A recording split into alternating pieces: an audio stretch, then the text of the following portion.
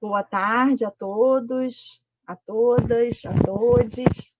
Bem-vindos, bem-vindas, bem-vindes ao segundo webinário do NIELM, o Núcleo Interdisciplinar de Estudos da Mulher na Literatura. O núcleo, o NIELM, ele está sediado na Faculdade de Letras da UFRJ, foi criado em 1993 pelas professoras Angélica Soares, Elódia Xavier, Helena Parente Cunha, Lúcia Helena, Luísa Lobo, Rosa Gens. É um enorme prazer estar aqui. Hoje é o terceiro dia do nosso webinário, nós tivemos mesas incríveis sobre temas variadíssimos, todos em torno da literatura de autor feminina, da leitura feita pelas mulheres, da leitura promovida para as mulheres. E também tivemos mesas que homenagearam a Cecília Meirelles, enfim, as sessões de comunicações que aconteceram durante as manhãs e as noites foram riquíssimas, eu pude acompanhar muitas, então está tudo aí disponível no nosso canal do YouTube. Que bom, viva a tecnologia! E hoje, neste momento aqui, nesta mesa sobre crítica literária feminista, eu tenho um enorme prazer de conversar, de ouvir, de apresentar a vocês duas professoras que têm se dedicado à crítica literária feminista, a professora Eurídice Figueiredo, cujo título de sua fala será Por uma Crítica Feminista. A professora Eurídice é doutora pela Universidade Federal do Rio de Janeiro, e ela atua no programa de pós-graduação em Estudos de Literatura na Universidade Federal Fluminense, onde eu também tive o prazer de fazer o meu mestrado e o meu doutorado, então eu guardo sempre com muito carinho minha querida UF. A professora Eurídice publicou Por uma Crítica Feminista, Leituras Transversais de Escritoras Brasileiras, acabou de publicar em 2020. Publicou também A Literatura como Arquivo da Ditadura Brasileira, em 2017. Em 2013, publicou Mulheres ao Espelho, Autobiografia, Ficção e Autoficção. Em 2010, publicou Representações de Etnicidade, Perspectivas Interamericanas de Literatura e Cultura. Também, em 98, publicou Construção de Identidades Pós-Coloniais na Literatura Antilhana, além de ter publicado diversos artigos em obras coletivas e revistas nacionais e internacionais. Organizou também vários livros e números de revistas e é pesquisadora 1B do CNPq. Eu vou passar a palavra para a professora Eurídice, agradecendo muitíssimo a sua presença, ainda que virtual aqui, né, Eurídice, nestes tempos, mas já estivemos juntas em outras mesas, em outras falas, em outras trocas, então é sempre muito imenso mesmo o prazer de recebê-la aqui. Então, com a palavra, a professora Eurídice Figueiredo. Eu vou novamente mostrar o livro da professora, Por uma Crítica Feminista, já que é o livro que tem mais diálogo com a mesa, digamos, né, dentre os outros que eu enumerei. Obrigada, Anélia, pelo convite para participar desse evento, esse webinário. É um prazer estar aqui com você e com a Miriam, para falar sobre crítica feminista.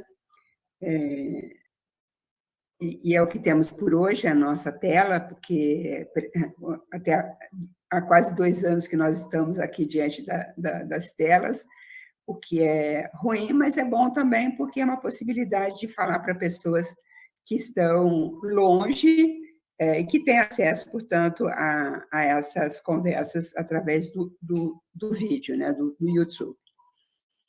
Então, eu coloquei o título do meu livro, que eu repeti aqui para a nossa conversa de hoje, Por uma Crítica Feminista,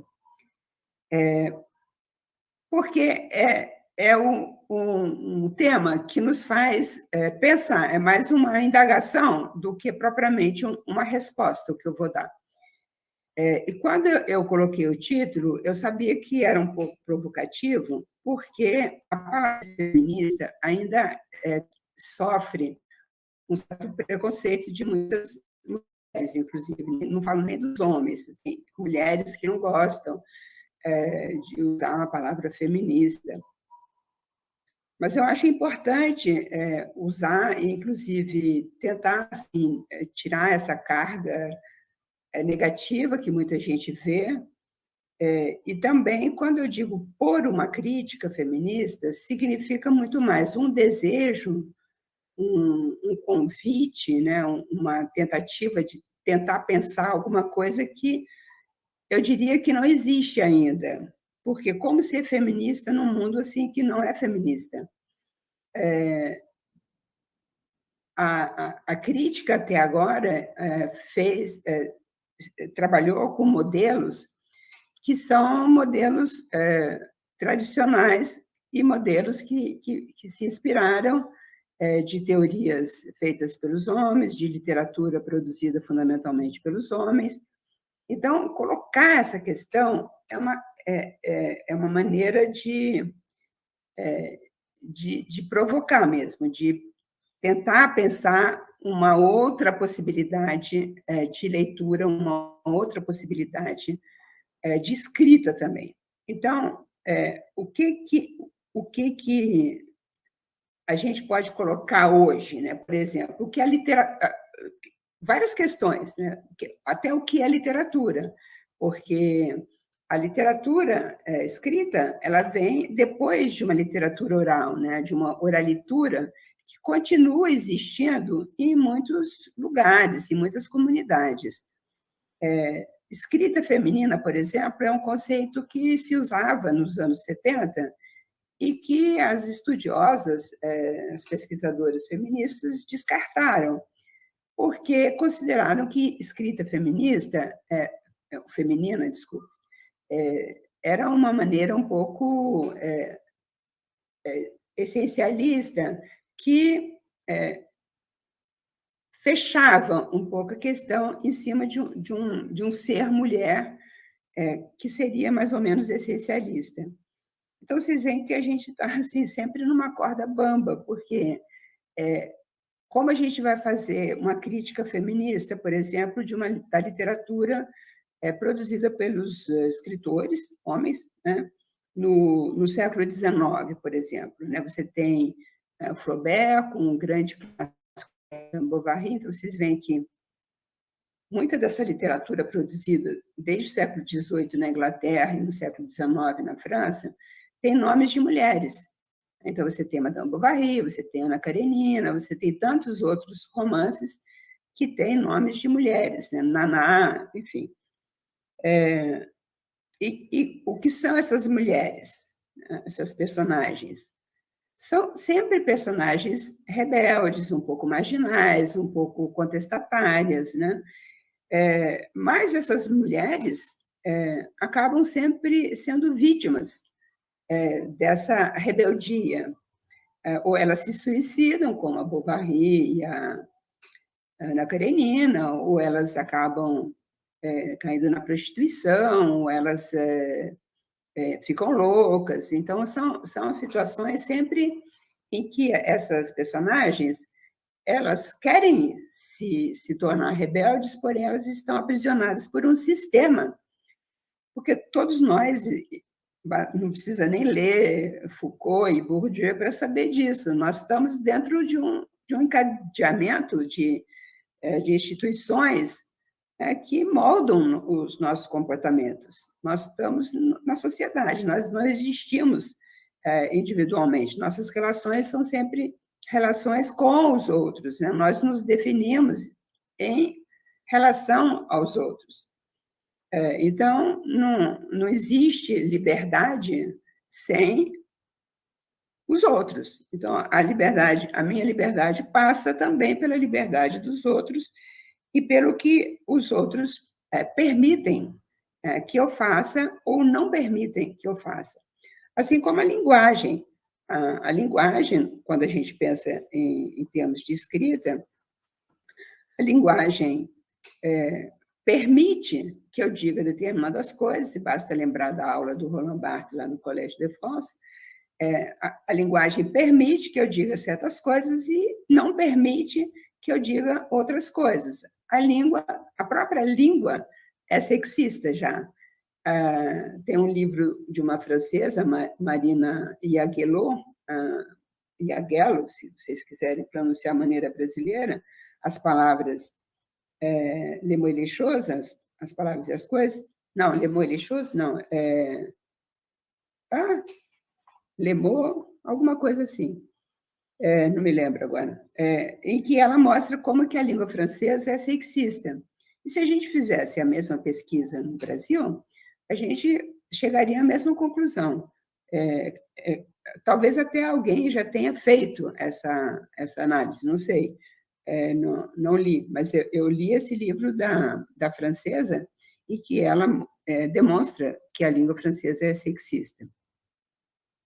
Então, essa ideia de crítica feminista, o primeiro artigo que eu li em que se falava de crítica feminista é um artigo muito conhecido, todas as pessoas que trabalham com crítica feminista conhecem, que é da Elaine Showalter, que se chama Crítica Feminista no Território Selvagem.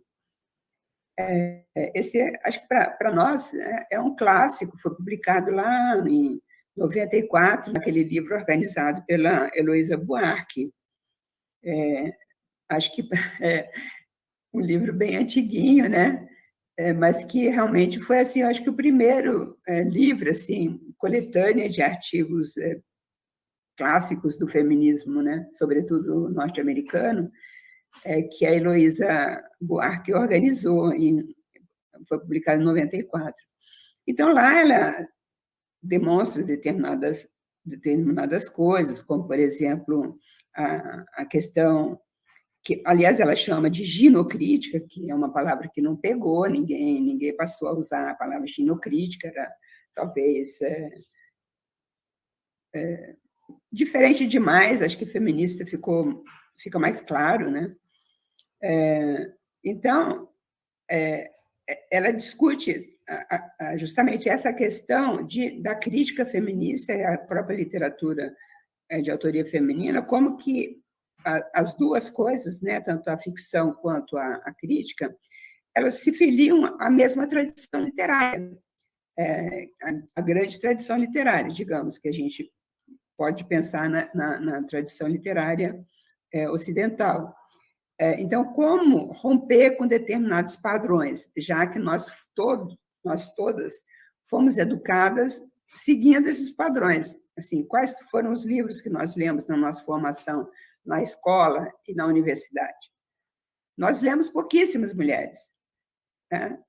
Eu pergunto isso também para as minhas alunas na pós, e todas elas me dizem a mesma coisa. Assim, lemos pouquíssimas, determinadas autoras, a gente só descobriu assim recentemente, a partir desses estudos justamente feministas, com essa perspectiva feminista, né? Por exemplo, vou dar um exemplo, a Júlia Lopes de Almeida, uma escritora que nós nunca lemos na escola nem na universidade. Eu nunca ouvi falar da Júlia Lopes de Almeida na minha formação. É uma autora que eu vim a descobrir a posteriori, né? Assim como outras escritoras, tantas outras escritoras. Então, algumas escritoras que são também críticas, como a Virginia Woolf, elas discutem essa questão assim das precursoras, né? Vocês veem, a Virginia Woolf está lá situada no início do século XX e ela está pensando nas escritoras inglesas do século XIX. E ela está discutindo o que elas puderam fazer, o que elas fizeram e quais foram as limitações que elas sofreram, né, pelo fato de serem mulheres, quer dizer, sobre a experiência delas, por exemplo, a quase nenhuma experiência fora da casa, né, mulheres que viviam muito fechadas nas famílias, né, como as irmãs Brontë, por exemplo. Enfim, então a Virginia Woolf critica quase todas antecessoras porque elas foram tímidas ou porque elas não... fundamentalmente tímidas, né? Foram limitadas. Uma escritora recente, portanto, uma pessoa que está viva hoje, que tem cerca de 60 anos, que é a Virginie Despentes, uma escritora francesa, também feminista, ela também faz essa retrospectiva de algumas escritoras do passado, né? E constata também que muitas ou foram limitadas, que apontava Virginia Woolf, ou se não, imitaram os modelos masculinos. Então, que nesse sentido não foram feministas, não foram suficientemente ousadas, né, nesse posicionamento. Então, por isso que eu digo que é difícil a gente afirmar o que é uma literatura de autoria feminina e o que é uma crítica feminista. Sobre a questão da autoria feminina, quando vocês perguntam para determinadas escritoras, como Nélida Pinhon, por exemplo, né? Você faz uma escrita, né, feminina? Ela vai dizer não. Então, ela vai dizer que não. Ela vai dizer sempre que não. Por quê?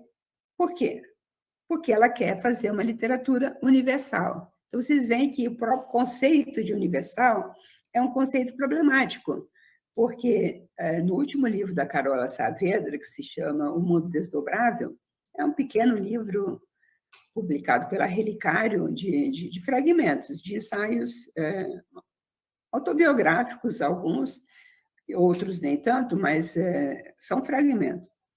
Então, ela pergunta isso, o que é universal? Se um homem branco, heterossexual, etc., fala sobre seus desejos, suas vontades, sobre sua sexualidade, tudo isso é universal. Se uma mulher fala sobre os mesmos assuntos, isso é feminino, isso é limitado, isso é menor, isso não tem muita importância. Então, todas essas questões, a gente tem que enfrentar essas questões. Não podemos esconder isso. Então, por exemplo, quando eu pergunto assim, esse semestre eu dei um curso que estou acabando, acaba semana que vem, na pós, né? Então, uma aula foi sobre esse assunto, por uma crítica feminista. Então, eu tentei pensar o que seria uma crítica feminista. E eu elenquei a partir de negativas. A coisa é tão complicada que eu preferi fazer pelas negativas. Então, por exemplo, já a partir das minhas experiências de escutar as nossas colegas que são feministas e que eu critico assim como que a gente está sempre caindo em armadilhas, eu acho. Então, por exemplo, afirmar que personagens femininas de livros de escritoras, né, são rebeldes e lutam contra o patriarcado, isso aí, para mim, não resolve. Porque as personagens lá do século XIX fizeram a mesma coisa. E são derrotadas. Então, não basta afirmar isso. Não basta afirmar que essas mulheres, essas personagens, estão indo contra o patriarcado. Tem que ir além disso. Então, o que mudou, na minha opinião, sobretudo nessa nova leva de escritoras do século XXI, essas escritoras que começaram a publicar em 2000, é que essas mulheres, essas personagens, elas são mais do que uma Bovary. Elas são sujeitos da sua história, do seu discurso e do seu destino. Essa é a guinada, porque, aliás, a Maria Rita Kell, que é uma psicanalista, tem um livro inteiro sobre a Bovary, e ela vai por esse caminho, mostrando que a Bovary, por mais viril que ela seja, e é o Baudelaire que fala que ela era uma personagem viril, por isso que ele gostava dela, da personagem, por mais ativa que ela fosse, ela não é sujeito da sua história. Por isso que ela se suicida. Ela está encurralada. Ela está no impasse. Ela está encurralada, ela se mata. No meu livro eu até falo de uma personagem lá da Júlia Lopes de Almeida, na Falência, em que ela reverte isso. A própria Júlia, no início do século, ela coloca uma personagem cujo marido se mata e a mulher, que nunca tinha feito nada, começa a trabalhar. Então, vocês veem que isso aí é uma guinada importante e nós temos de perceber isso. A gente tem que dar conta dessas transformações que acontecem. Um outro exemplo, também que eu assisti a uma apresentação de uma colega, em que ela mencionou o romance O Peso do Pássaro Morto, da Aline Bay, e ela disse o seguinte, que os pais não ajudaram a personagem. Aí tem um erro. Os pais nunca souberam do estupro, porque essa personagem nunca contou para os pais. Então, vejam como que você deslê um livro. Você consegue ler errado um livro. Ela é sujeito da sua história, de uma história triste, melancólica, mas é uma decisão que ela toma. É a personagem que toma essa decisão de silenciar. Claro que eu não estou dizendo que essa é uma decisão maravilhosa, é uma decisão resultado do trauma. É uma personagem traumatizada que não tem condições de superar o trauma, por isso é uma personagem melancólica no romance todo. É um romance até que eu analiso no livro. Um outro exemplo que eu dou. No romance Sinfonia em Branco, da Adriana Lisboa, o centro desse romance, uma leitura feminista, é o estupro incestuoso sofrido pela personagem. Eu assisti a apresentação já sobre Sinfonia em Branco, em que não foi pronunciada a palavra estupro nem a palavra incesto. Então, isso é você ler de maneira enviesada um romance. É você ler a linguagem, as metáforas, porque a Adriana Lisboa usa muita metáfora, porque a Adriana Lisboa faz isso, faz aquilo, e você se perde sem enfocar a questão fundamental que ela faz ali, que é uma crítica da família patriarcal, através da denúncia do incesto, do estupro incestuoso. Né? Eu prefiro chamar de estupro incestuoso. Um outro caso que... Não, eu vou falar esse, não. Então, ela... Não, porque já estou quase acabando aqui meu tempo. A Elaine Showalter, ela constata toda essa questão da crítica feminista, né?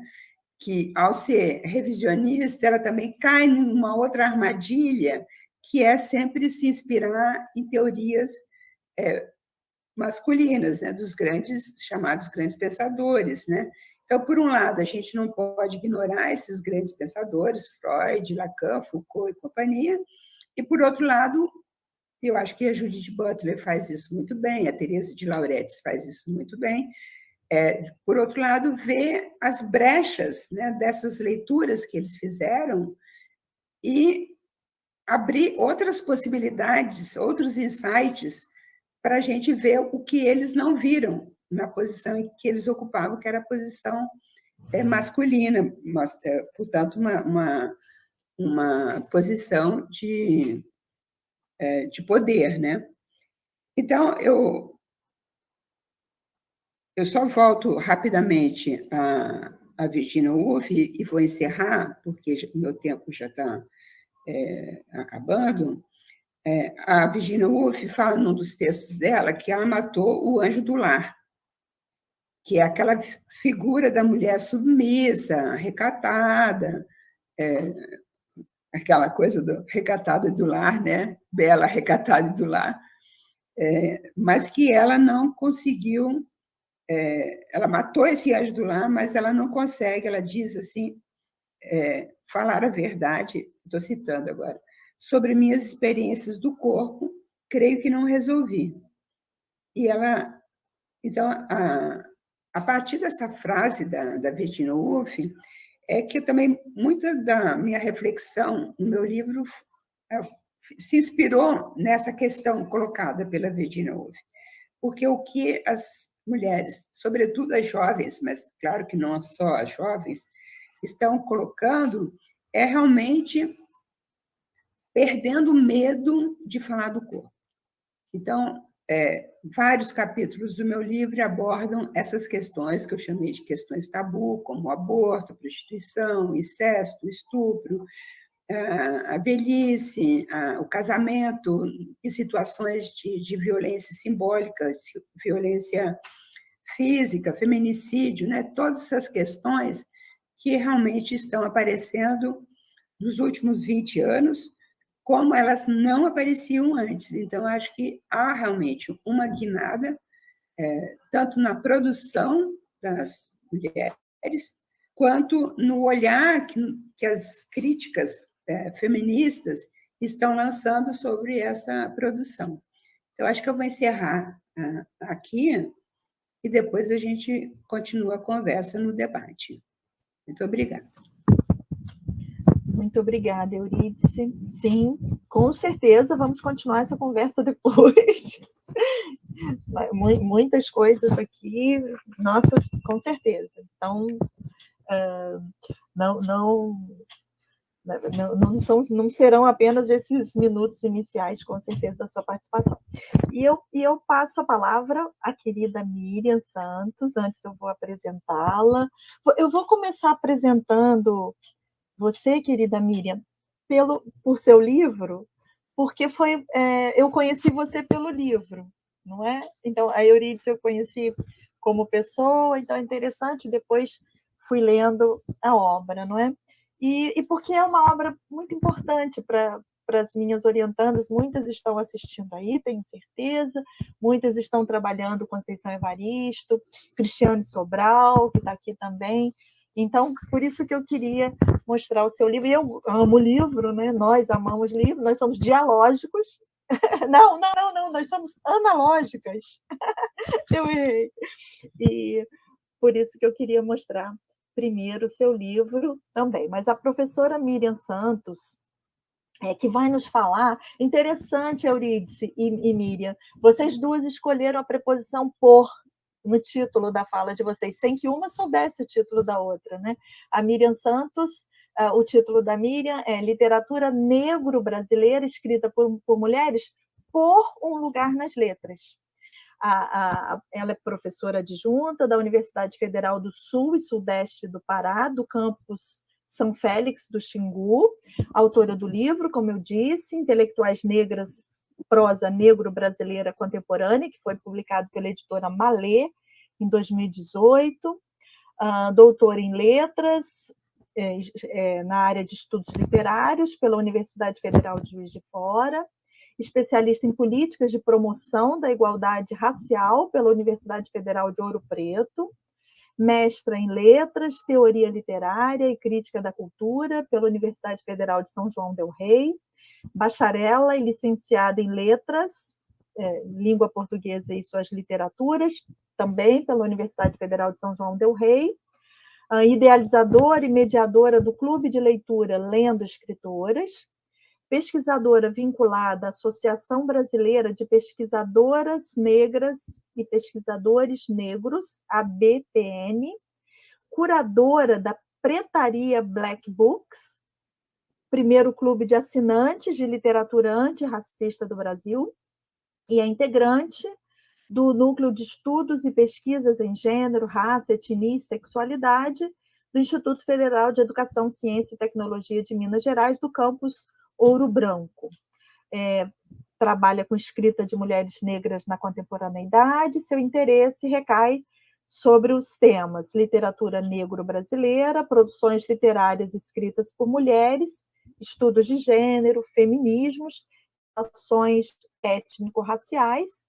Eu agradeço, Miriam Santos, professora Miriam, por você ter aceitado estar conosco.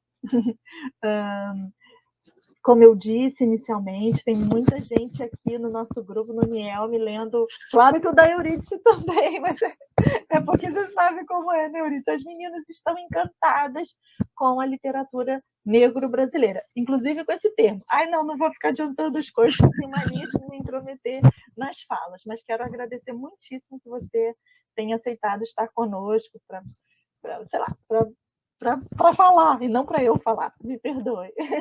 Muito obrigada mesmo, querida Miriam. Primeiro, eu que agradeço, professora Anélia.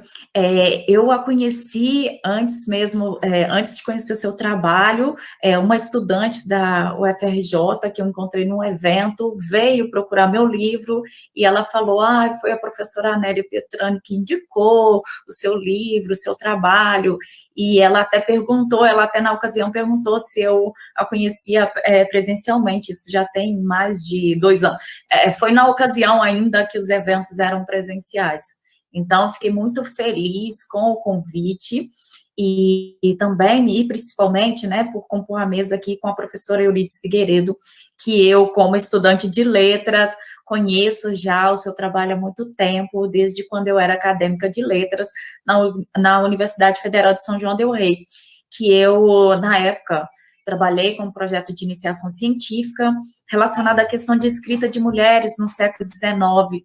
Então, conheci muito do seu trabalho, então é uma riqueza estar aqui com você hoje e ter, né, acesso aos seus trabalhos, que sempre ajudam e complementam muito as nossas leituras. Eu escolhi, né, o meu título e quando, né, recebi o encarte da mesa, fiquei muito feliz, né, por essa coincidência dos títulos, né, e a minha fala, ela vai se basear em intelectuais negras e também vou falar um pouco sobre essa questão, né, porque eu trago essa questão de por um lugar nas letras.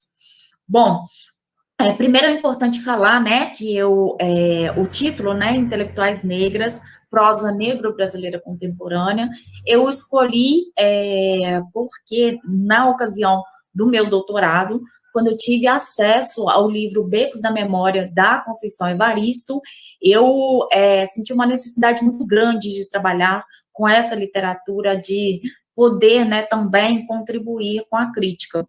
E aí, quando eu pensei em intelectuais negras, o que me chamou a atenção é que eu falava para as pessoas, olha, vou trabalhar com intelectuais negras e com a escrita de Conceição Evaristo.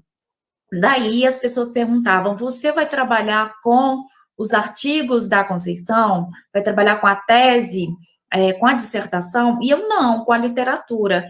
E aí as pessoas falavam assim, olha, não é possível. E aí, com esse não é possível, eu pensei, nossa, precisamos falar, né, um pouco mais sobre esse termo, o que a gente entende por intelectuais, por que, né, algumas pessoas merecem ser chamadas de intelectuais e outras não. Então, nessa primeira parte do título, né, Intelectuais Negras, eu venho trabalhando aí, pensando numa questão, porque, né, da necessidade de a gente poder repensar o que a gente entende por intelectuais no sentido que, se eu peço os meus estudantes para fechar o olho e pensar no intelectual, eles vão pensar geralmente em homens brancos, de meia idade, de jaleco, de óculos. Por que a gente está congelado, né, nessa figura de forma que pessoas negras não são reconhecidas enquanto intelectuais? Daí, vem, né, pensando, né, na questão do livro, como que a gente pode pensar a necessidade de decolonizar, né, intelectuais, esse termo, desandrogenizar e também desnortear, no sentido de por que a gente, né, está parado no tempo pensando intelectuais congelado em apenas uma figura, de forma que a gente amplia isso, que a gente consegue ver que pessoas negras, elas constantemente, né, a gente sabe do racismo à brasileira, elas não são vistas como produtoras de conhecimento. Então, isso fala muito da nossa sociedade. E quando eu vou pensar prosa negro-brasileira, eu trabalho, né, e aí é muito afinada com o CUT, que é o Luiz Silva, que é um dos fundadores dos Cadernos Negros, em 1978, e o CUT, que é um grande, né, literato e também intelectual, ele vem pensando a partir de um livro que chama Literatura Negro-Brasileira. E ele traz uma crítica à nomenclatura literatura afro-brasileira, no sentido que, de acordo com o CUT, e aí, assim, eu vou resumir muito o conceito, né, porque aqui, né, é um espaço para a gente poder começar a discussão, ele vai falar sobre qualquer brasileiro, seja ele de pele branca ou pele negra, amarela, ele pode se reivindicar enquanto um afrodescendente, um afro-brasileiro, seja qual for a sua experiência nessa sociedade por causa da questão da mistura de raça. Mas que essa literatura, ela tem um lugar político aí. E aí, quando a gente está falando desse lugar político, a gente está falando de quem sofre racismo no Brasil. E aí, a gente está falando de corpos negros, a gente está falando, né, de pessoas com uma tonalidade de pele específica. E aí, ele traz esse conceito de literatura negro-brasileira para a gente poder pensar. E é interessante, ampliando um pouquinho mais a discussão, como que a gente consegue pensar, como que o termo literatura afro, ou o próprio afro-brasileiro ou afrodescendente, ele é bem aceito, né, nos espaços no Brasil. As pessoas aceitam com muita tranquilidade as outras falarem um afro-brasileiro ou afrodescendente. Mas, ao mesmo tempo, se eu vir e falo, eu sou uma mulher negra, as pessoas ainda assustam quando a gente fala isso. Então, essa palavra negro, preto, elas têm aí lugares, né, de conflitos nessa sociedade que há muito tempo vem pensando sobre, em cima de uma democracia racial. Então, aí, a partir desses pontos. E quando eu vou falar, né, intelectuais negras, esse título já traz toda uma semântica aí de conflito nessa sociedade. E ainda mais que eu vou pensar isso junto com a literatura. E aí, uma pesquisadora, professora, que foi muito importante para me ajudar a pensar isso, foi a professora Lívia Natália, que é da Federal da Bahia, que ela traz em vários artigos, em vários estudos, o quanto que é importante a gente pensar que os pressupostos teóricos, metodológicos que a gente tem hoje para poder pensar a literatura canônica, eles não dão conta dessa literatura negro-brasileira. Não dão conta por quê? Porque a gente precisa ampliar, né, esses conceitos e também interseccionalizar, no sentido de ampliar de que se eu trago, né, a crítica feminista para poder pensar esses textos, eu trazer a crítica feminista, né, pensando a partir, por exemplo, de uma crítica relacionada à escrita de mulheres brancas, não só isso não dá conta desses textos dessas mulheres, porque quando eu estou falando de maternidade, eu estou falando de violência, eu estou falando de aborto, exige-se, né, que amplie-se mais essa discussão para a gente poder pensar isso tudo atravessado em corpos negros, e principalmente se eu coloco ainda por cima corpos negros periféricos. Bom, pensando isso, eu trabalhei, né, e trabalho ainda nos textos escritos por mulheres negras, muito aliada com o feminismo negro. Por quê? Porque o feminismo negro, ele vai trazer aí essa questão, né, de como a grande Sueli Carneiro traz, enegrecer o feminismo, no sentido de pensar, né, o que é ser mulher, negra e pobre nessa sociedade. E isso é de suma importância para poder pensar esses textos. No meu livro, no primeiro capítulo, eu trabalho com a Miriam Alves, e aí eu vou trabalhar com a questão de políticas da afetividade, para poder pensar o afeto em um lugar político atravessado por relações de poder. Por quê? Porque aquilo que eu gosto e o que eu não gosto, ele é culturalmente construído. Então, aí vou falar um pouco da solidão das mulheres negras, e a Miriam Alves, ela traz questões bastante importantes. Ela traz, por exemplo, na sua literatura, mulheres negras relacionando com homens negros, e também tendo essa questão do afeto aí de forma complexa. Mulheres negras se relacionando com homens brancos, também nessa mesma complexidade, aliás, mesma não, em uma outra, e também mulheres se relacionando com outras mulheres, também nessa complexidade. Estão vendo como que a gente amplia essa discussão? E também ela vai trazer aí famílias negras também aí se estabelecendo também, construindo essas relações de afeto. E é importante que eu chamo aí para essa conversa a Bell Hooks, que é uma pensadora norte-americana, que ela vai trazer aí sobre a questão, que ela vai trabalhar mulheres negras e o amor, o quanto que as mulheres negras, pensando assim em termos de história, né, aqui, o quanto que elas, muitas das vezes, na própria constituição de famílias, a gente pegando o período da escravidão, essas mulheres, elas eram separadas de seus filhos, seus companheiros, das suas relações familiares, naquele processo de mercado. E daí a gente tem nessa, né, pensando nas relações contemporâneas, o quanto que tem muito dessa história, desse legado da escravidão nessas relações. Por isso que é importante pensar junto com o feminismo negro. Depois, no segundo capítulo, eu trago a Conceição Evaristo para poder pensar políticas do cotidiano. Aí, novamente, eu trago esse termo, né, políticas do cotidiano, trazendo a Bell Hooks, para poder pensar aí como que as relações cotidianas, elas têm que ser politizadas, para a gente poder pensar que estrutura é essa que a gente pensa enquanto a violência contra a mulher branca diminui na nossa sociedade e da mulher negra aumenta. Há pouco tempo eu fiz a leitura do livro Transfeminismo, da professora Letícia Nascimento, e ele é muito interessante. Ela traz alguns dados falando sobre a questão da violência das mulheres trans, negras. E aí ela vai falar sobre o quanto que essa violência é exacerbada quando a gente vai pensar esse corpo, que ele é atravessado, né?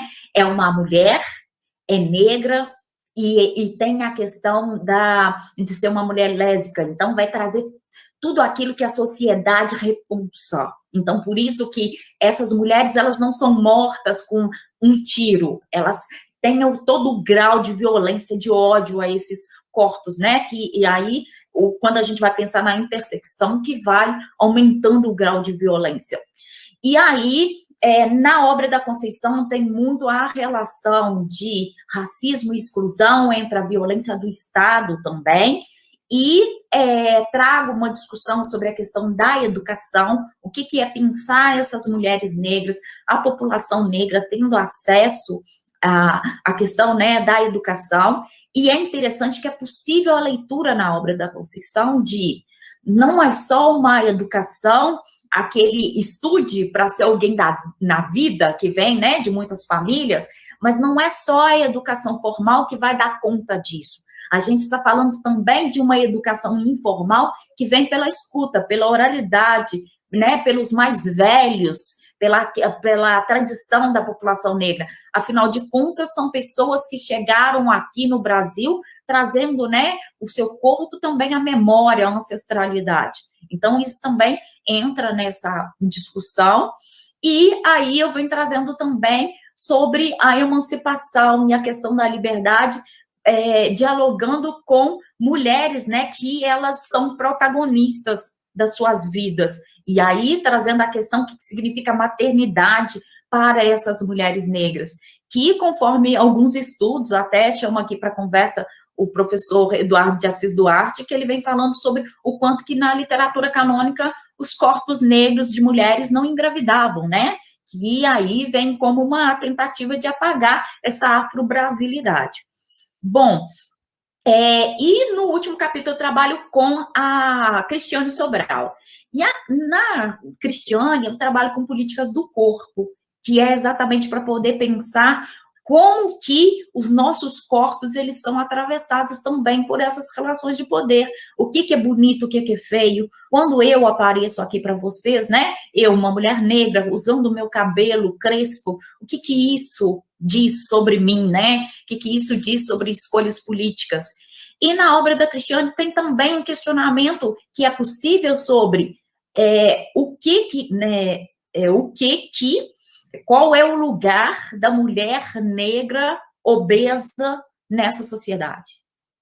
Né? Mulher negra obesa periférica, qual é o lugar que essa sociedade acolhe ou repudia? Então, assim, nesse sentido, a escrita dessas mulheres, traz aí um lugar que dá para a gente poder pensar, né, em nível de sociedade, pensar essas relações ainda tão sensíveis.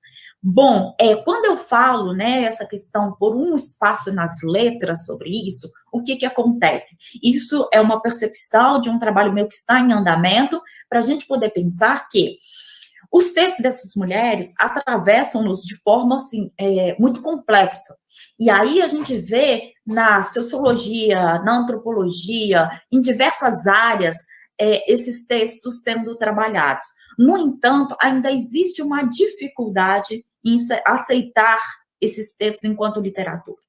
E eu falo isso, eu posso até, né, trazer exemplos, porque a gente vê que em alguns lugares, a própria Conceição Evaristo, que é um grande nome da nossa literatura aí, contemporânea, o texto dela ainda não é visto como literatura. E eu tenho colegas próximos que fazem pesquisas em materiais didáticos para pensar, né, quantos textos de mulheres tem nesses materiais, de mulheres negras, de vir o relatório das comissões falando, mas não, essa pesquisa não é uma pesquisa relevante, porque isso não é literatura, é sociologia, entende? Até hoje, se a gente for procurar livros da própria Carolina, a gente acha filosofia, sociologia, antropologia, mas não na literatura. E eu tenho falado o quanto que é importante para a gente esse lugar das letras. É importante porque, vou trazer um outro exemplo, a própria Conceição Evaristo, ela conta que, até hoje, tem pessoas que juram que ela andou o Brasil todo escutando mulheres por causa do livro dela, Em Submissas Lágrimas de Mulheres, que tem uma narradora, né, que atravessa vários contos ouvindo mulheres. Então, as pessoas consideram isso enquanto realidade, que a Conceição saiu ouvindo pessoas para poder escrever esse livro. E isso a gente merece parar e pensar sobre isso, porque quando esse tipo de situação acontece, está sendo negado à população negra, à mulher negra, o lugar da literatura, que é o lugar da imaginação, da fruição, né, da construção ali de um imaginário.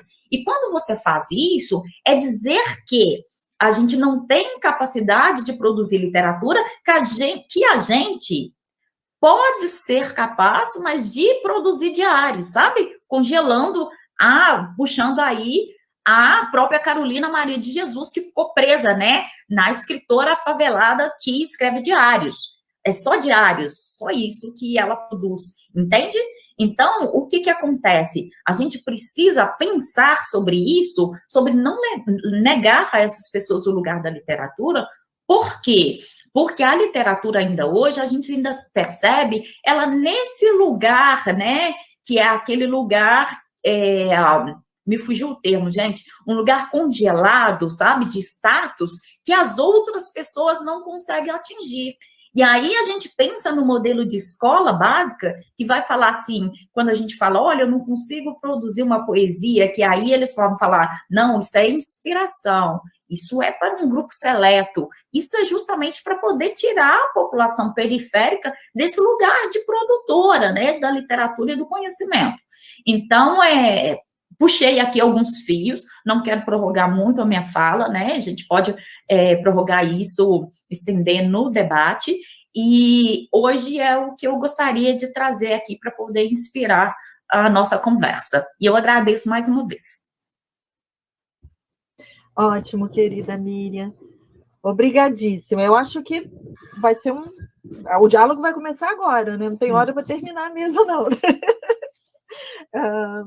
Acho que caramba, eu anotei um monte de coisa, mas um aspecto que as duas destacaram, que eu acho bacana, primeiro, né? A gente precisa pensar a nomenclatura, esses conceitos. Então, nós estamos aprendendo, nós estamos construindo isso, né? São termos complicadíssimos. Feminista tem uma longa história, né? Essa palavra carrega um monte de coisa, por um momento foi negada, se eu tiver entendido direitinho, Eurídice, o que você falou, foi negada mesmo, né? Foi ligada a essa questão panfletária, então não, quase que se esquivando, muitas mulheres mesmo, como você disse, se esquivando de se chamarem feminista, né? Então, medo dessa palavra, não é? E negra também, interessante, como que a gente está ressignificando isso.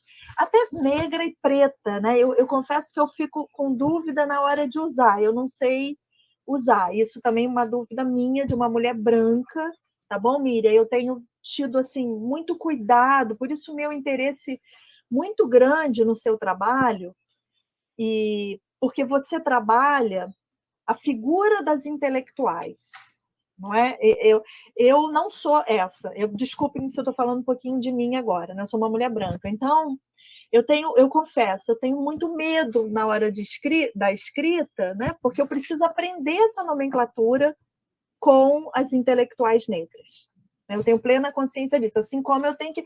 Mas é o mesmo exercício que eu faço com Eurídice, digamos assim. Eu preciso aprender com a crítica literária. Eurídice, essa nomenclatura, eu estou falando sério, porque a gente às vezes esquece isso, né? É a professora, eu estou aprendendo, então não tem problema eu não saber, isso que eu estou querendo dizer, não é? Eu preciso aprender, preciso ver quando que eu vou usar crítica feminista, escrita feminina, a professora Eurídice explica super bem, vem lá da trajetória francesa, a literatura feminina, que a Nélida Pignon recusa. Por quê? Porque também a palavra feminina também tem uma história complicadíssima aí, quer dizer, ela foi alijada dessa ideia de universal, e aí criaram esse negócio de universal. Então, que cá entre nós, não existe esse negócio de universal, estou lançando aí para vocês, não é? E outra coisa que é curioso, que a Eurídice começou falando nisso, falou assim, o conceito de literatura. E a Miriam termina falando nisso, o conceito de literatura. A gente precisa pensar isso aí também. O que é essa coisa chamada literatura? A gente ainda tem, eu acho, que ainda tem essa ideia de colocar a literatura lá em cima, uma idealização, sei lá. Eu muitas vezes faço isso, às vezes eu falo, não, a literatura salva. Eu tenho isso, eu confesso que eu tenho, mas isso é o meu jeito, assim, às vezes um pouco um jeito professoral, com as minhas alunas, né? Não, escrevam isso mesmo, escrevam, né? E a gente vê que algumas têm isso, têm essa relação, sei lá, da escrita, assim, né? Eu acho importante esse lado também, mas, e aí eu preciso dizer que eu tenho uma identificação com o que a Miriam disse, porque eu já cometi, não sei se um erro, né? Estou aqui também falando dos meus erros. Por exemplo, A Cor da Ternura, de Geni Guimarães, que eu acho, assim, uma obra fantástica, uma obra-prima. Aí, conversando, é uma autobiografia. Eu falei, não fala isso. Mas vejam só, eu quero declarar publicamente aqui. Eu não estou dizendo que a autobiografia não seja literatura, e não estou diminuindo a autobiografia. Eu acho que, por isso que eu estou dizendo que eu estou concordando com a Miriam, porque, cara, é literatura. Mas é uma literatura que tem um feitio autobiográfico? Não sei, né? A personagem, sei lá, entende? Vamos partir do ponto, é literatura. Eu não vou discutir isso, é literatura. E aí, o que é aquilo? O que é aquela imagem do sangue que aparece? Outra coisa que aparece naquele livro, né? Aquela da telha, eu fico emocionada todas as vezes que eu me lembro dessa, né, da meleca escorrendo no nariz, a mãe falando, não, limpa o nariz. Porque aí a menina, mas por que a fulana também? A fulana é branca. Então, isso tudo me toca profundamente, não é? Então eu não coloco em discussão que não seja literatura. Para mim, não tem essa discussão. Entende o que eu quero dizer? É literatura.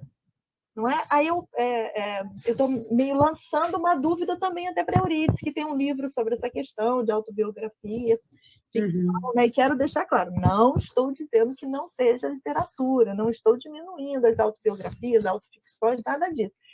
Eu só acho que é isso que a Miriam falou, que quando fala isso, não, isso é autobiografia. Na verdade, quem está dizendo isso é que, a meu ver, parece estar diminuindo a obra. Não é? Insistindo, você falou no caso do Quarto Despejo, ele tem a forma de diário. Foi a forma, o gênero que ela escolheu, não é? Como a Ana Cristina César, por exemplo, ela tem também, ela escolheu esse gênero diário para vários poemas. Eu chamo tudo de Ana Cristina, tudo de poema. Enfim, mas teria muita coisa, não era eu que queria falar, mas eu fico envolvida com isso tudo que vocês trouxeram. Quando a professora Eurídice fala em Bovary, eu penso muito na Capitu também. Eu fiquei pensando, eu estudei a Capitu. A Capitu é isso, não é? Ela não chega a ser sujeito de sua história. Sei lá, estou perguntando também. Estou fazendo várias perguntas, porque eu fiquei... Desculpem a minha falta de organização, mas porque eu fiquei pensando nisso também. A Capitu não tem voz. Não tem. Porque a Bovary ainda tem uma voz através do discurso indireto livre, que o Flaubert faz muito bem. Ele entra na personagem e fala por ela, mas é uma construção muito boa do Flaubert, nesse sentido, né? Ele é o verdadeiro criador do discurso indireto livre. E o Machado, ele não dá voz a Capitu. Ela não fala. E aí eu fiquei pensando, porque ela é uma personagem que eu adoro. Eu também. A minha grande personagem feminina, eu sou né? apaixonada pela Capitu desde os 15 anos. Então, porque nós fomos formados agora... os homens, né? E esse homem maravilhoso que é Machado de Assis, eu não vou dizer que não. Hoje, né, vendo com os olhos de crítica mais atento, né, um olhar mais atento, você vê que ele fala sozinho. Então, tudo que ele diz, a gente pode desconfiar de tudo que ele diz. Mas voltando... Na verdade, ele mesmo diz, né? O narrador diz, tudo pode se ocultar nos livros omissos. Ele diz uma frase mais ou menos assim, eu acho muito curioso, ele se entrega em alguns momentos. Mas o Machado... Aí é o Machado entregando... É muito bom, né? Ele, né? Mas, enfim, eu estou lançando algumas coisas para vocês, tem algumas perguntinhas lá que as meninas já me passaram, mas se vocês quiserem comentar essas observações que eu fiz... Eu vou comentar rapidamente, porque você realmente levantou tantas questões que daria para falar assim 2 horas, né? Mas vou falar rapidamente sobre alguns tópicos que você levantou. Sobre essa questão da literatura, que eu disse que antes da literatura existe a oralidade, a oralitura, né? Mas entrando só na questão mais específica que você levantou, como o quadro de despejo, por exemplo, né? Que houve uma discussão recente aqui no Rio, né, de alguém da academia, não a BL, mas a Academia do Rio, dizendo que o que a Carolina faz na literatura, né? Então, um pouco a questão que a Miriam levantou, mas, no caso, citando um exemplo aqui concreto de alguém de uma academia contestando, né, esse valor literário, né, da obra da Carolina. Eu citei no meu livro porque eu achei assim muito importante e significativo uma afirmação assim, uma afirmação muito curta de uma entrevista que a Giovana Xavier, uma professora da UERJ, deu ao Globo, falando da Carolina, em que ela diz assim: todo mundo se refere a Carolina como sendo uma favelada, né? Uma favelada. E, na verdade, a Carolina era uma intelectual. Então, essa é uma questão muito importante, porque o que ela escreve nos livros dela nos mostra que ela tinha uma visão de país, né? Então, é um pouco isso que eu retomo na parte em que eu falo sobre o feminismo negro no meu último livro. Então, é importante não só que a literatura, que é o ponto que a Miriam levantou, mas também que essas pessoas são intelectuais. Eu disse também numa entrevista que eu dei, em relação à Conceição, Eu me irrito muito quando eu leio nos jornais, e isso é muito frequente, a Conceição ganhou Jabuti, por exemplo. Ou a Conceição fez uma intervenção que teve bastante repercussão numa Flip, lá de alguns anos atrás, que ela mostrou que ela não era chamada e que existia uma ausência de intelectuais negros, de escritores negros, de escritoras negras ali na Flip. Enfim, todas essas questões que a Conceição ganhou mais visibilidade, digamos, a partir desse momento, dos últimos 10 anos, mais ou menos. Ela chegou nas páginas do jornal, vamos dizer assim, né? da grande imprensa, o Globo, estampou lá. Isso é fazer uma intervenção pública, política. Isso é ser intelectual. É você ter uma presença que faz com que você tenha uma interferência. E a Conceição hoje é realmente uma escritora muito reconhecida. Teve a exposição lá no Itaú de São Paulo, aquela exposição Ocupação Conceição Evaristo, como tem agora da Sueli Carneiro, né? Então, você tem realmente um crescimento, né? Mas o que me irritava, eu comecei a frase e não terminei. O que me irrita é que sempre que se fala da Conceição, fala a Conceição uma ex-favelada, como a Carolina. Então, quando eu dei essa entrevista para uma pessoa, a Rafaela, lá fazia doutorado na USP, já terminou, eu disse, isso aí é uma simplificação e é um clichê, porque a Conceição fez doutorado, como a Adriana Lisboa fez doutorado, como a Tatiana Salem Levi fez doutorado, né? Todas essas escritoras fizeram doutorado. Né? Então, qual a diferença? É evidente que eu não estou negando as origens da Conceição e como isso aparece, sobretudo, no Becos da Memória. Mas o que eu estou negando é que você clichêriza a pessoa, já mostrando a pessoa, um pouco como fazem também com a Benedita aqui no Rio, né? A mulher política, né? Benedita. Favelada, negra, mulher. Né? A Benedita é mais do que isso. A Benedita é uma mulher que exerceu cargos, né? Que foi até governadora do Rio de Janeiro. A Conceição é uma mulher que fez um doutorado na UF. Então, você não pode repetir determinadas palavras a cada vez que você vai citar aquela pessoa, porque você está criando um clichê que cristaliza aquela pessoa naquele papel, né? Um pouco o que a Miriam falou, congela, né? É uma cristalização, como um congelamento mesmo. E só vou comentar mais um aspecto, né, da sua intervenção, Anélia, sobre a questão da literatura de autoria feminina, a literatura negra, a literatura lésbica. Então, como que essas palavras, né, aparecem e como que você pode reivindicar ou você pode recusar essas etiquetas, né, esse adjetivo colado no literatura. Você recusa, como a Nélida, quando você diz que eu faço literatura universal, mesmo se essa palavra universal pode ser contestada, porque universal é sempre ligado a uma certa visão ocidental, né, que produziu esse cânone ocidental. Mas você pode usar essas etiquetas quando você quer reivindicar. E isso aí é uma questão política.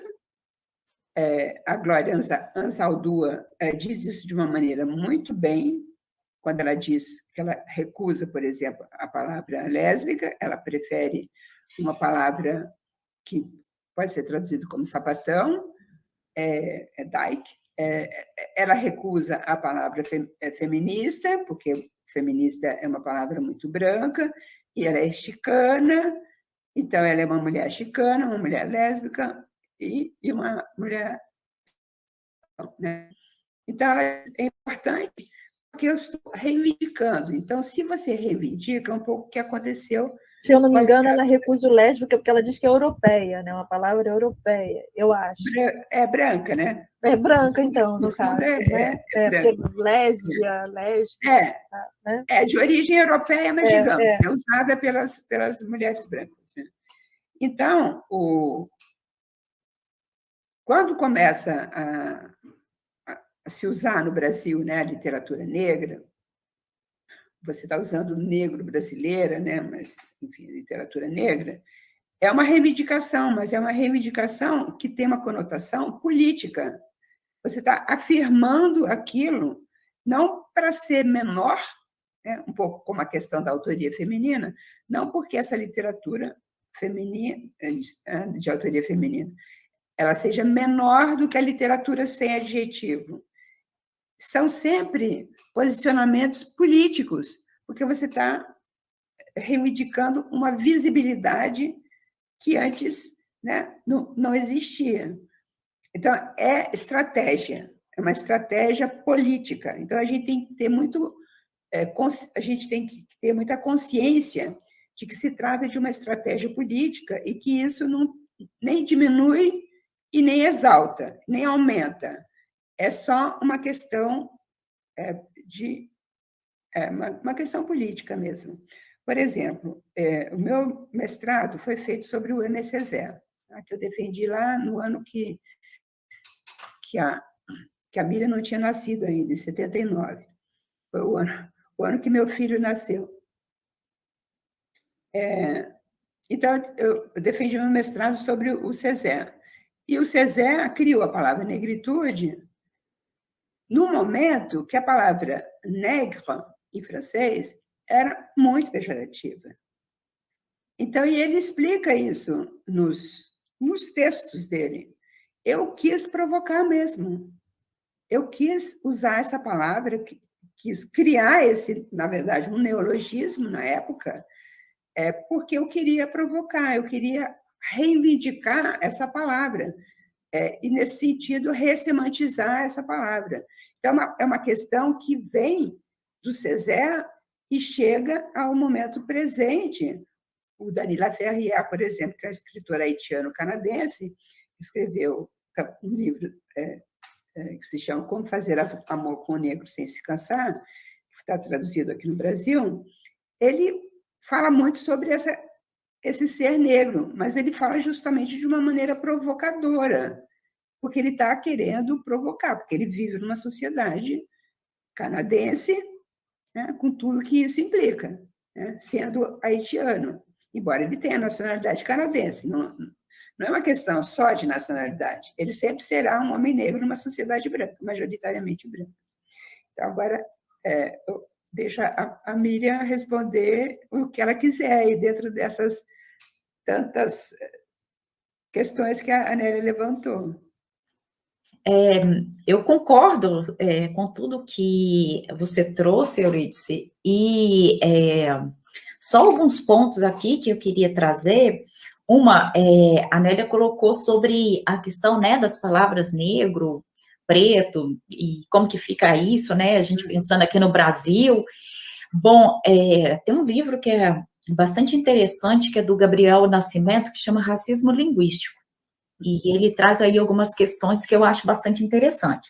Mas, pensando aqui, em termos, né, pensar aqui, sociedade brasileira, de que forma que eu entendo, né, essas palavras, eu acho interessante porque, no início da fala, a Eurídice trouxe essa questão, né, da linguagem, trazendo a questão, né, da crítica, da escrita feminina, como que isso era colocado de maneira pejorativa.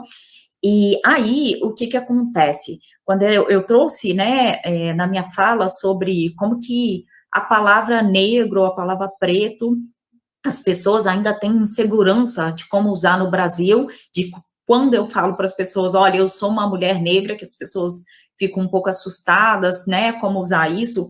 Eu fui perceber o estado, né, dessa discussão, um tempo atrás, eu dando aula na educação básica, e eu, numa turma de 6º ano, eu tinha um projeto relacionado a diário ficcional, que eu desenvolvia com esses alunos, da periferia, e a gente traçava um perfil da personagem que a gente ia escrever o diário. E aí, os estudantes, num dia, tinham que ler o perfil da personagem, e entre eles tinha a questão da cor. E aí, depois que os estudantes terminaram de ler, eu falei assim, nossa, engraçado, interessante, nenhum de vocês, a personagem é uma personagem negra. Aí os estudantes olharam assim para mim, e aí uma menina falou, nossa, professora, a minha sim, eu, quando pensei em minha personagem, eu estava pensando uma mulher morena igual você. E aí outros estudantes trouxeram também essa questão. E aí eu falei, então, gente, eu não sou morena, morena não é cor, eu sou uma mulher negra. E aí os estudantes de escola pública, periférica, eles ficaram assim, até que uma menina branca perguntou, mas professora, está ok falar que uma pessoa é negra? Como que fica essa questão? E aí, nisso, eu falei para ela, não, está ok. E aí, a hora que eu falei assim, olha, por exemplo, eu sou uma mulher negra. E ela falou assim, mas isso, você não está se xingando? Você não está xingando a pessoa? E aí, a gente foi falar sobre a questão, né, da entonação de voz, como que a gente usa certas palavras, né, xingando, ou seja lá qual for a linguagem que você escolher, tem como você ofender a pessoa, né? Seja lá, né, a questão do significado das palavras. E aí a gente foi falar um pouco sobre linguagem. Eu falei, assim como eu posso falar, eu sou uma mulher negra, eu posso falar, eu sou uma mulher preta. E tá tudo bem. Só que, aí, com a questão de uma discussão que teve no Big Brother, que aí extrapolou a discussão, e aí as pessoas começaram a trazer, né, exemplos dos Estados Unidos para o Brasil, no sentido de falar, olha, aqui no Brasil a gente tem que usar a palavra preto, porque preto aqui no Brasil é usado como, num significado bom, por exemplo, se eu falo que eu tenho um carro preto, é luxo, se eu vou falar... E aí o povo trouxe vários exemplos. E aí, nisso, eu fui explicar, eu falei, olha, as duas palavras aqui no Brasil, elas são usadas tanto de maneira, de forma ruim, para xingar, e também a gente pode usar com outros significados. E a gente que é da letras, né? A gente trabalha com palavras, com seus significantes e significados. E se eu posso dar exemplo, por exemplo, o ditado quando eu falo, é coisa de preto, que eu estou falando de um jeito ruim, ou quando as pessoas falam assim, aquela negrinha fez de qualquer jeito, entende? Então, assim, as duas palavras aqui no Brasil, a gente pode usar como xingamento de forma ruim, porque isso é racismo. Mas, ao mesmo tempo, a gente tem um outro movimento aí, que aí a gente poderia pensar com toda a história do movimento negro, que vai trazer a questão de ressignificar essas palavras, no sentido que eu tenho aí nessa literatura negro-brasileira, né, as palavras, a questão da raça negra sendo colocada, a própria palavra negro e preto sendo colocada a partir de outros sentidos, né, trazendo um empoderamento, e aí eu vou usar empoderamento aqui bem entre aspas, tá?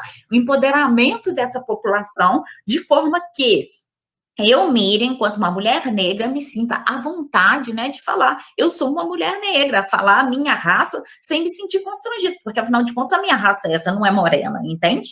E aí eu poderia trazer alguns exemplos de amigas falar para mim assim, Miriam, já aconteceu de eu falar assim, olha, eu sou uma mulher negra, e de uma pessoa virar para mim e falar assim, você não é negra, você é bonita. Olha, entende?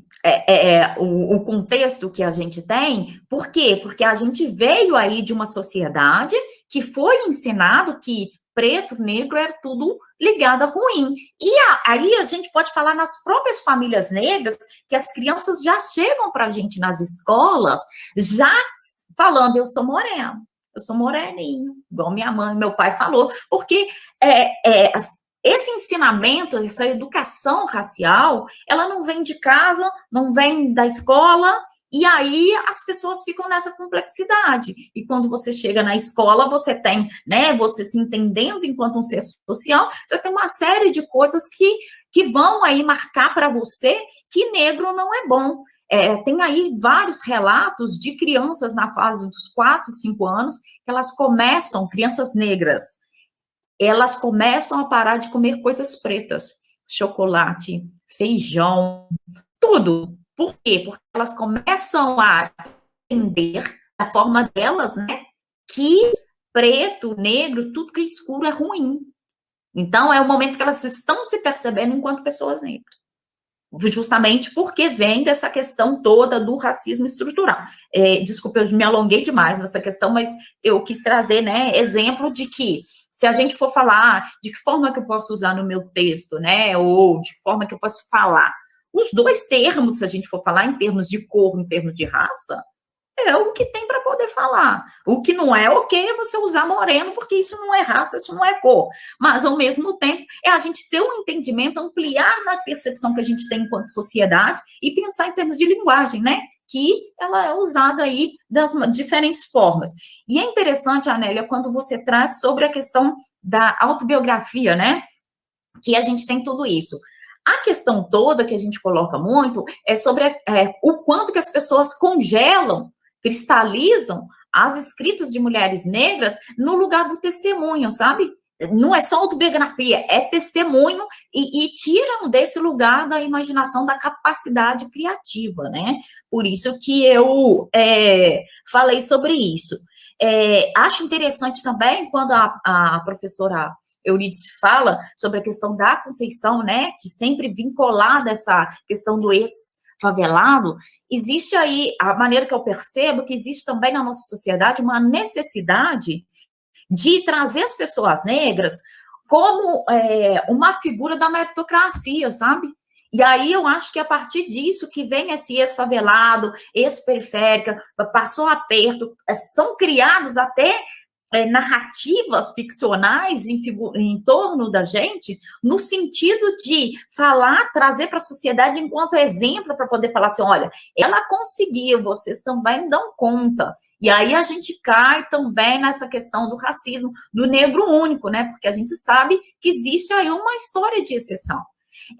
Eu me lembro que eu assisti muitos anos atrás uma palestra da Conceição, e ela estava falando sobre o quanto que ela se sentiu incomodada, que todas as teses, a maioria, na verdade, de teses, dissertações e trabalhos sobre ela, vinham primeiro falando Conceição Evaristo, ex-favelada, ex-empregada doméstica, ex-isso, ex-aquilo, ex-aquilo outro, como se fosse uma espécie de licença para as pessoas lerem a literatura dela, entende?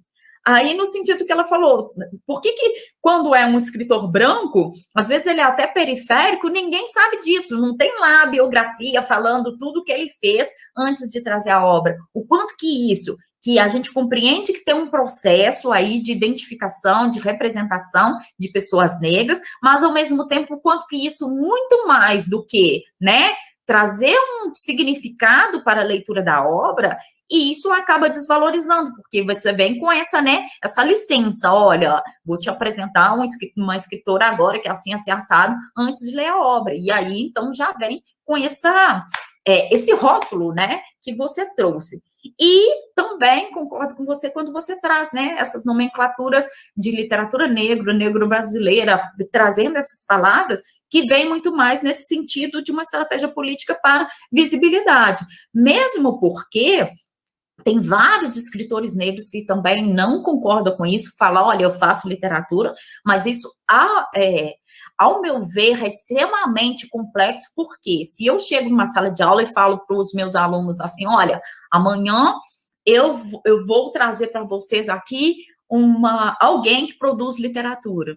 E quando eu chego lá com um escritor negro ou uma escritora indígena, eles não estão preparados para isso. Ou se eu falo para eles, tragam para mim, vão lá na estante e trazem para mim um livro de literatura. É muito difícil que, hoje não em outros contextos, né, que a gente anda trabalhando com isso, mas em muitos contextos ainda vai aparecer para mim somente essa literatura canônica, né, o que é considerado literatura universal, entre aspas. Então, isso significa que a gente ainda precisa falar desses lugares estratégicos e também, né, dar essa visibilidade, porque ainda não está ok, as pessoas ainda se assustam, como eu, por exemplo, já passei há 2 anos atrás, que eu fui numa escola entregar meu livro e a secretária da escola não me viu como uma escritora. Então, assim, são coisas que a gente realmente precisa falar ainda dessas estratégias, porque falar simplesmente que escreve literatura ainda não dá conta.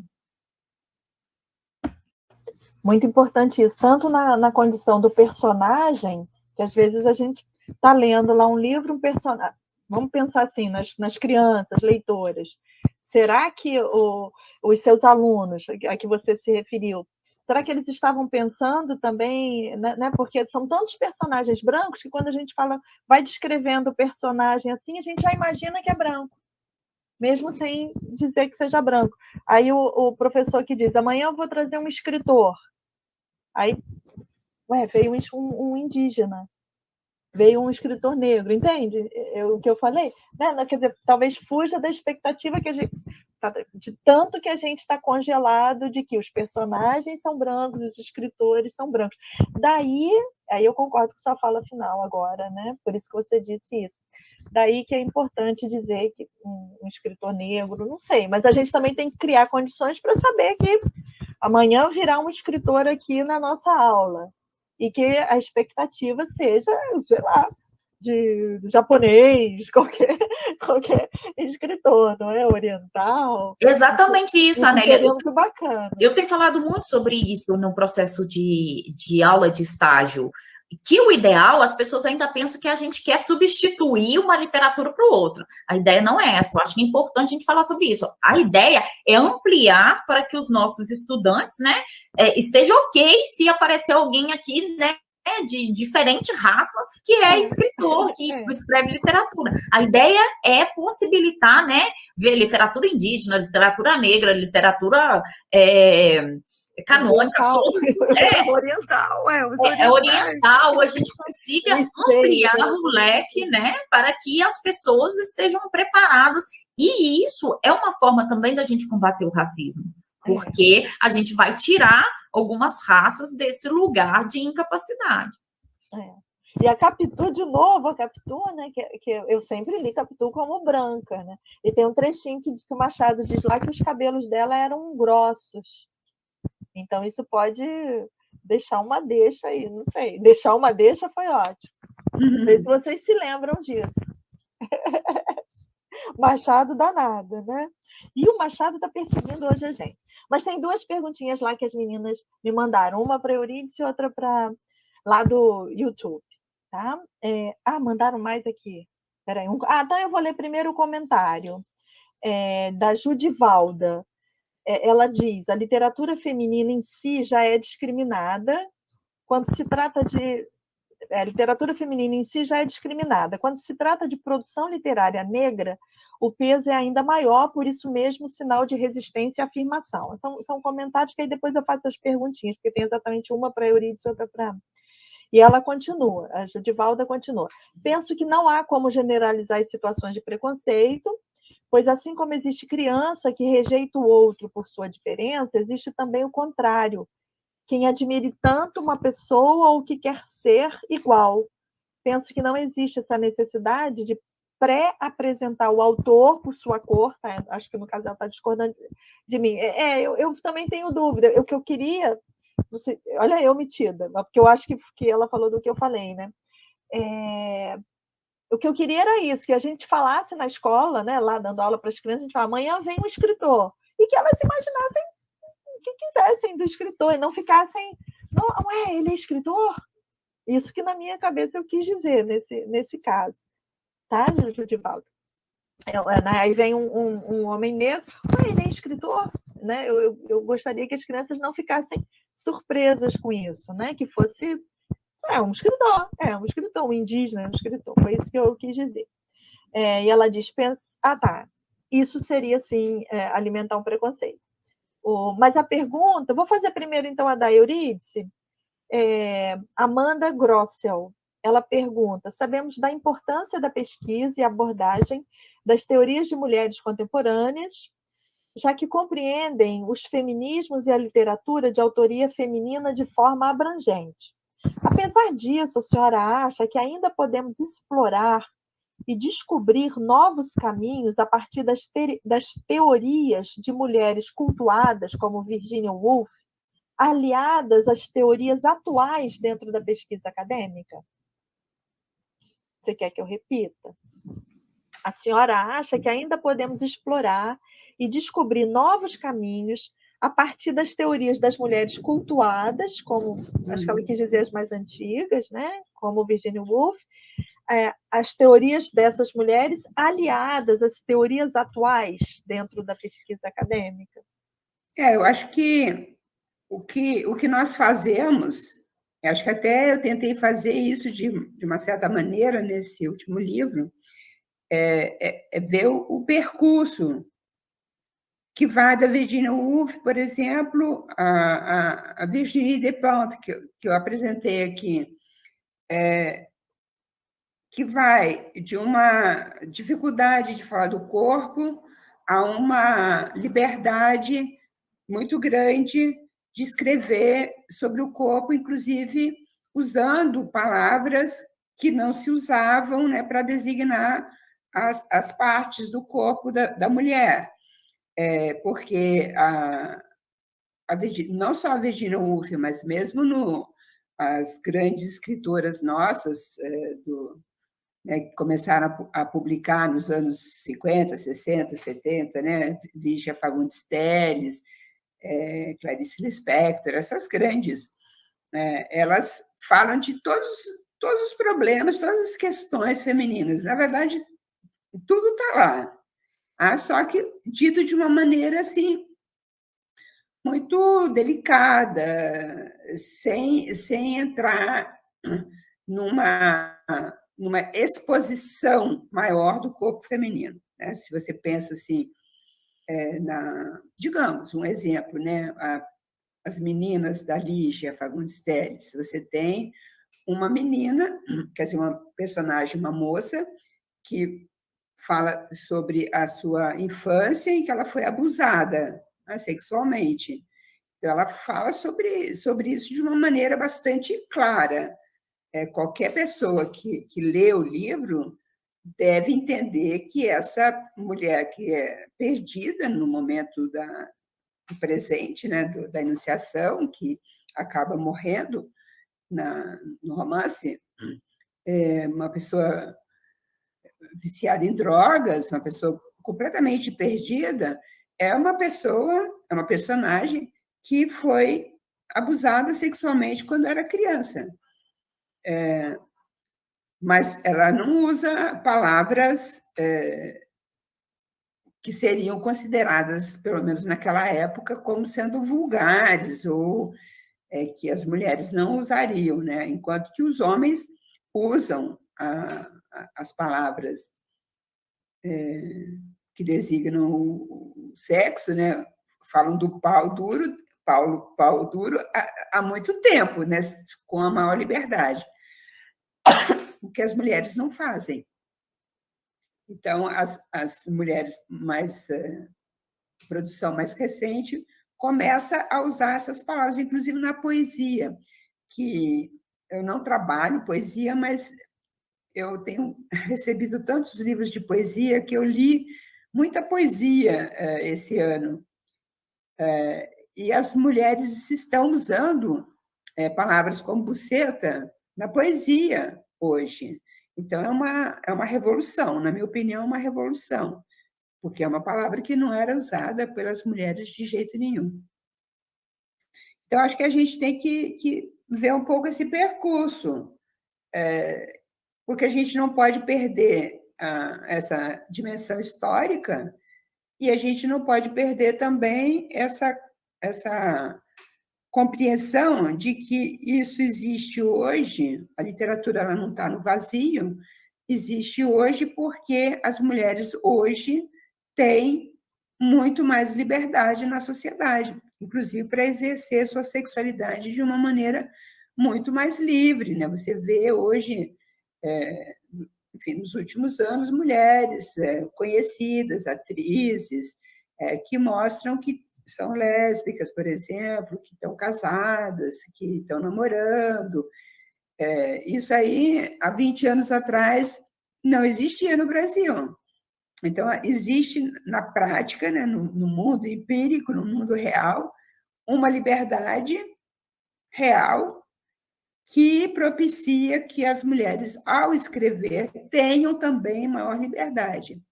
Então, é evidente que essa liberdade, essa aquisição, que é evidente um fruto do feminismo, dos feminismos, esse impacto provoca reação. Então, nós temos hoje um movimento também muito retrógrado que está tentando impedir essas conquistas. Então, a gente também tem que ter muita consciência disso. Acho que é isso a resposta.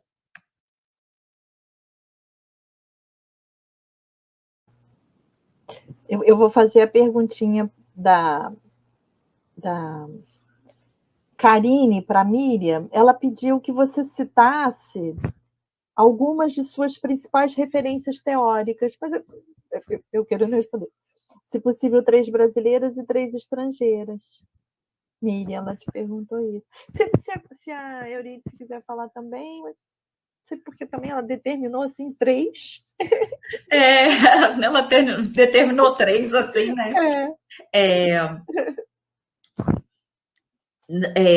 Brasileiras, assim, por agora eu cito a Sueli Carneiro, que eu acho que é bastante importante para a gente poder pensar a questão do feminismo negro e a própria questão das escritas de mulheres negras. Não vou citar um livro específico, mas os artigos dela são achados com bastante facilidade, né, na internet. E brasileira também é o Cuti, que o livro dele chama Literatura Negro-Brasileira. Você acha também com facilidade, é um livro de 2010. Eu acredito que tem também na versão e-book, que auxilia. Tanto a Conceição Evaristo, a Miriam Alves e a Cristiane Sobral, as 3 têm também escritas teóricas, né, que ajudam muito a gente pensar nesse fazer literário, essa autorreflexão sobre o texto. Mas aqui eu trago autorreflexão, é muito mais a gente considerar, não achismo, né, ou falar assim, é meramente entrevista sobre esses textos, mas a gente precisa considerar, conforme a Eurídice trouxe, Conceição Evaristo, ela é uma doutora em literatura comparada, né, em estudos literários. Então, ela faz uma reflexão aí, não só sobre a literatura produzida por ela, mas também a literatura produzida por pessoas negras, que é bastante relevante aí para a gente poder pensar a escrita de mulheres negras. Então, a Miriam Alves tem um livro dela, eu acredito que acha com facilidade também, que chama Brasil Autorrevelado. E esse livro, ele é interessante porque ele é um livro, versão pequena. Ele é interessante que ela vai fazer todo um histórico pensando a literatura escrita por pessoas negras, e também tem um capítulo específico falando sobre a literatura escrita por mulheres. Uma pesquisa que foi bastante importante, mas não é livre, é uma dissertação de mestrado, foi bastante importante, assim, para eu seguir o fio da minha tese e pensar essa escrita de mulheres, é uma dissertação da professora que chama Fernanda Figueiredo, e, eu não vou lembrar o nome do texto dela, mas eu estou com o livro aqui, eu vou falar qual que é, porque nesse texto, ela vai trazer aí referências, ela faz uma pesquisa falando sobre a escrita do texto de mulheres nos cadernos negros, e aí ela vem apurando todos esses textos, e nisso ela vem trazendo quais são os principais temas, e aí ela chega à conclusão que a questão das violências, das relações afetivas e da questão da história ancestral fazem parte desses textos escritos por mulheres. E por que esse texto, embora seja uma dissertação de 2009, ela é importante? Ela é importante porque ela vai ajudar a gente, a partir do momento, né, que ela apura essa questão dos grandes temas dessa literatura, e depois ela traz um extrato aí de texto de temas menores. Isso é importante porque, ainda seguindo o fio dela, ainda hoje, esses textos escritos por mulheres, a gente consegue mapear a partir dessa percepção. E justamente pensando, e aí ela faz o levantamento de quantos textos escritos por mulheres, achei aqui, quantos textos escritos por mulheres saíram, por exemplo, na primeira edição dos Cadernos Negros, de 78. E aí ela vai fazendo esse levantamento. A dissertação chama A Mulher Negra nos Cadernos Negros, Autoria e Representações. Você acha com facilidade que é uma dissertação da UFMG. E referências estrangeiras, eu trabalhei muito com a Bell Hooks, com um texto que chama também Intelectuais Negras. Aí todos os textos da Bell Hooks é de suma importância. Esse texto Intelectuais Negras é interessante porque ela traz sobre a necessidade de a gente ampliar, né, o que a gente entende por intelectuais, uma vez que ela vai falar que o que chama a atenção dela foi que todas as vezes que as pessoas iam falar de intelectuais negros, pensavam nos homens, e não pensava nas mulheres, e ela via sempre as mulheres trabalhando muito, as mulheres cuidando das suas comunidades, as mulheres trabalhando muito, e elas não eram lembradas. E aí ela chama a nossa atenção da necessidade de a gente ampliar esse conceito do que a gente entende por intelectuais, e até mesmo pensar de cunho prático, né, para além dessas amarras da academia. Isso foi muito importante para eu poder seguir o fio da minha tese. E todos os textos da Bell Hooks são interessantes porque ela, né, tira a gente desse lugar cristalizado, né, chama a gente para ir para outras discussões. A outra também importante, a Patrícia Hill Collins também é muito importante, principalmente o livro dela, é um livro que eu tive acesso depois que eu escrevi minha tese, mas eu acho ele muito importante, que é o Pensamento Feminista Negro, acho que é isso, que é o nome do livro.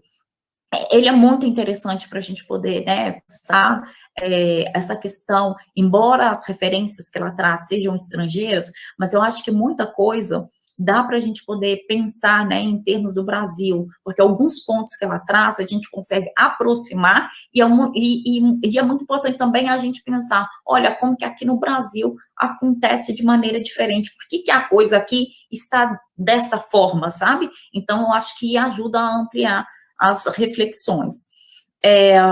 Nossa, uma outra referência estrangeira, não estou conseguindo lembrar a terceira aqui para poder trazer.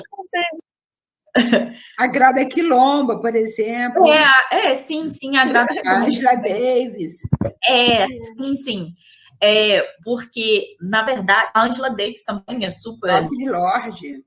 Importante, né, para a gente poder pensar. A questão toda, assim, eu queria trazer, né, algumas autoras que estão fora desse escopo aí, né, que eu às vezes penso que a gente, às vezes fica muito, eu estou usando muita palavra congelada, né, gente, mas, enfim, congelada no mesmo lugar. Nós estamos congelados no tempo, no espaço. Exatamente, no tempo, no espaço, sempre repetindo os mesmos autores, e aí, por isso, quando eu pensei a minha tese, a minha primeira proposta era exatamente isso, pensar a partir de referências brasileiras. Aí por isso que eu fui atrás de Lélia Gonzalez, da Sueli. A Lélia Gonzalez, acho bom lembrar que existe um livro de uma coletânea de artigos dela que se chama Feminismo Afro-Latino-Americano, que foi organizado, publicado recentemente, que tem, assim, a grande parte dos artigos dela. Então, acho um nome, assim, fundamental.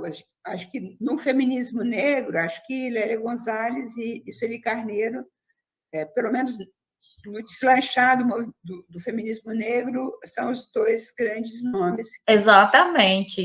E eu acho isso muito importante. E eu acho interessante também, tem um livro que saiu, ele até foi uma edição gratuita, mas acha na internet, que ele chama Escrevivências. Ele foi organizado pela professora Constância Lima Duarte. São vários artigos refletindo sobre a questão de escrevivência. E aí vem a partir da obra de Conceição, porque esse termo foi pensado a partir da obra dela. Mas esse livro é de suma importância para poder pensar essa escrita de mulheres negras e pensar o termo escrevivência para além dessa escrita da vida, é muito, muito além.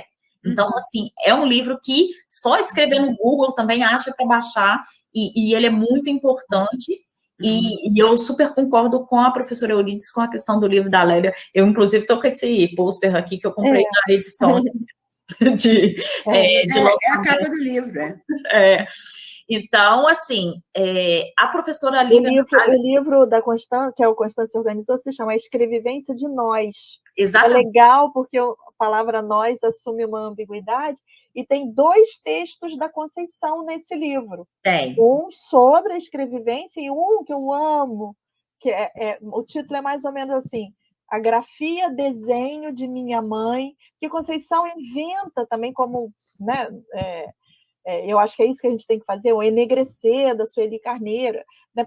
Pegar as expressões delas mesmas. Né? Então, a grafia, desenho, escrevivência, mas usando adequadamente. Você disse muito bem, não é escrita da vida, senão ela ia usar a vivência, não ia usar a escrevivência. Sim. Então, não é isso. Então, eu elogio o seu trabalho novamente com relação a isso, né? Da gente pensar, pegar os termos que elas estão usando, não é? E incorporar esses termos e aprender com as intelectuais negras, né? Exatamente. E aí é de suma importância também a gente pensar com as brasileiras. E aí, né, toda a coleção organizada pela Djamila Ribeiro, Feminismos Plurais, é de suma importância, porque, embora a gente, né, tenha, não desconsidero, não estou falando que a gente, né, tem que ficar aqui nesse nicho pensando em termos do Brasil, não estou desconsiderando isso, mas as teorias externas são importantes justamente para movimentar o que a gente pensa sobre nós, mas, ao mesmo tempo, é importante a gente pensar junto com essas pessoas, né, pensar em termos do Brasil, justamente para a gente, né, conseguir trazer um movimento para as nossas teorias, né, porque a gente sabe que, a partir da diáspora negra, a gente tem aí várias especificidades de acordo, né, com um local e um tempo, e aí, aqui no Brasil, é importante a gente pensar com essas mulheres aí que vieram antes. Um livro também que eu gostei bastante de ler, que foi o livro da biografia da Sueli Carneiro, porque, mais do que a biografia da Sueli Carneiro, eu não sei se vocês tiveram a oportunidade de ler, ele traz toda uma história, que pelo menos eu interpretei dessa forma, do movimento de mulheres negras. Eu li esse texto falando assim, gente, esse livro, como que eu não sabia disso?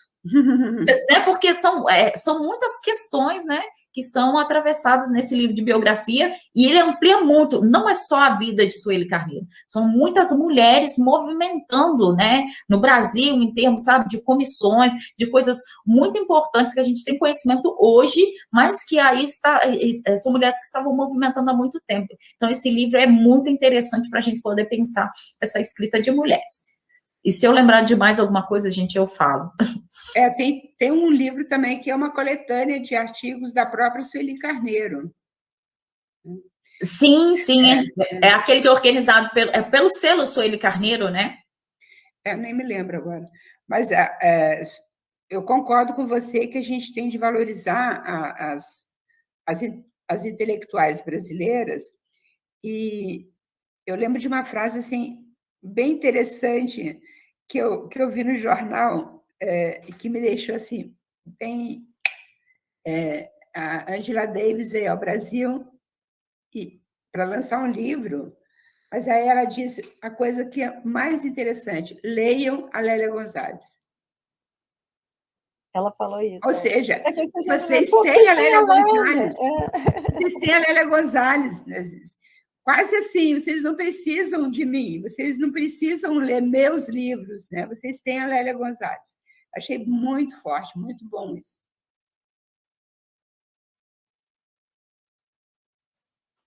E a Lélia é incrível mesmo, porque nos anos 80, né? Então ela, antes A gente falou desse livro dos anos 90, que foi muito importante para nós que estudamos nos anos 90, mas a Lélia já nos anos 80 estava estendendo o ela publicava em revistas, né? Chega um momento que, para nós que estávamos... Quando eu estava pesquisando, né, para o meu livro, para o capítulo que se chama O Feminismo Negro, foi muito providencial que saíram esses 2 livros. O Primavera, para Lélia Gonzalez, é um livro que foi feito por um coletivo negro, não foi por nenhuma editora. Primavera, alguma coisa assim, Rosas, para Lélia Gonzalez, e saiu da Sueli Carneiro. Então, foram os 2 livros que eu usei para o meu capítulo do feminismo negro. Mas depois, o meu livro saiu há um ano atrás, foi nesse momento que saiu esse novo livro, organizado por 2 pessoas, esqueci agora o nome delas, que se chama O Feminismo Afro-Latino-Americano, de Lélia Gonzalez, e que tem mais artigos dela. Então, na verdade, tem 2 livros com artigos da Lélia Gonzalez, além daqueles livros organizados pela Heloísa Buarque, naquele sobre o feminismo, né, publicado pela Bazar do Tempo, aquela série, que tem alguns artigos, mas, na verdade, esses artigos são repetidos. Se a gente tiver os 2 livros da própria Lélia Gonzalez, a gente já tem assim, o principal, porque eu já conferi nesse Feminismo Decolonial, que é o novo lançamento da Heloísa Buarque, lá na Bazar do Tempo, o artigo que está lá, da Lélia, ele está já no livro do Feminismo Afro-Latino-Americano. Bom, meninas, a gente tem que parar. E eu vou deixar a palavrinha com vocês, a palavrinha final, para, sei lá, algumas considerações que vocês queiram fazer. Eu só agradeço a oportunidade de conversar aqui com a Miriam e com você. Foi muito bom e espero que o pessoal que esteja assistindo tenha gostado também dessa conversa e que venham para os ideais feministas.